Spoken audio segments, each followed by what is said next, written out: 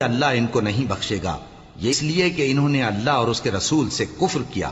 اور اللہ نافرمان لوگوں کو ہدایت نہیں دیتا۔ جو لوگ غزوہ تبوک میں پیچھے رہ گئے وہ اللہ کے پیغمبر کی مرضی کے برخلاف بیٹھ رہنے سے خوش ہوئے اور اس بات کو ناپسند کیا کہ اللہ کی راہ میں اپنے مال اور جان سے جہاد کریں، اور دوسروں سے بھی کہنے لگے کہ گرمی میں مت نکلنا۔ ان سے کہہ دو کہ دوزخ کی آگ اس سے کہیں زیادہ گرم ہے، کاش یہ اس بات کو سمجھتے۔ یہ دنیا میں تھوڑا سا ہنس لیں اور آخرت میں ان کو ان کے اعمال کے بدلے جو یہ کرتے رہے ہیں بہت سا رونا ہوگا۔ پھر اگر اللہ تم کو ان میں سے کسی گروہ کی طرف لے جائے اور وہ تم سے نکلنے کی اجازت طلب کریں تو کہہ دینا کہ تم میرے ساتھ ہرگز نہیں نکلو گے اور نہ میرے ساتھ مددگار ہو کر دشمن سے جنگ کرو گے۔ تم پہلی دفعہ بیٹھ رہنے سے خوش ہوئے تو اب بھی پیچھے رہنے والوں کے ساتھ بیٹھے رہو، اور اے پیغمبر ان میں سے کوئی مر جائے تو کبھی اس کے جنازے پر نماز نہ پڑھنا اور نہ اس کی قبر پر جا کر کھڑے ہونا۔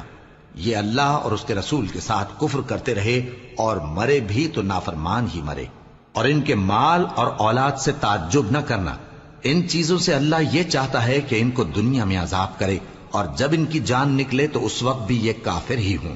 اور جب کوئی صورت نازل ہوتی ہے کہ اللہ پر ایمان لاؤ اور اس کے رسول کے ساتھ ہو کر جہاد کرو، تو جو ان میں دولت مند ہیں وہ تم سے اجازت طلب کرتی ہیں اور کہتے ہیں کہ ہمیں تو رہنے ہی دیجئے کہ ہم بیٹھ رہنے والوں کے ساتھ ہو جائیں۔ یہ اس بات سے خوش ہیں کہ عورتوں کے ساتھ جو پیچھے رہ جاتی ہیں گھروں میں بیٹھ رہیں۔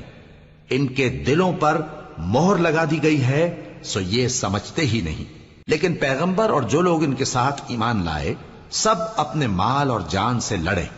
انہی لوگوں کے لیے بھلائیاں ہیں اور یہی مراد پانے والے ہیں۔ اللہ نے ان کے لیے باغات تیار کر رکھے ہیں جن کے نیچے نہریں بہ رہی ہیں، ہمیشہ ان میں رہیں گے، یہی بڑی کامیابی ہے۔ اور صحرا نشینوں میں سے بھی کچھ لوگ عذر کرتے ہوئے تمہارے پاس آئے کہ ان کو بھی اجازت دی جائے، اور جنہوں نے اللہ اور اس کے رسول سے جھوٹ بولا وہ گھر میں بیٹھ رہے۔ سو جو لوگ ان میں سے کافر ہوئے ہیں ان کو دکھ دینے والا عذاب پہنچے گا۔ نہ تو ضعیفوں پر کچھ گناہ ہے اور نہ بیماروں پر اور نہ ان پر جن کے پاس خرچ موجود نہیں کہ شریک جہاد ہوں، یعنی جب کہ اللہ اور اس کے رسول سے مخلص ہوں، نیکوکاروں پر کسی طرح کا الزام نہیں ہے،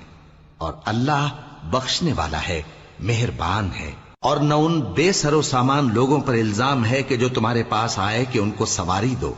اور تم نے کہا کہ میرے پاس کوئی ایسی چیز نہیں جس پر تم کو سوار کروں، تو وہ لوٹ گئے اور اس غم سے کہ ان کے پاس خرچ موجود نہ تھا ان کی آنکھوں سے آنسو بہ رہے تھے۔ الزام تو ان لوگوں پر ہے جو دولت مند ہیں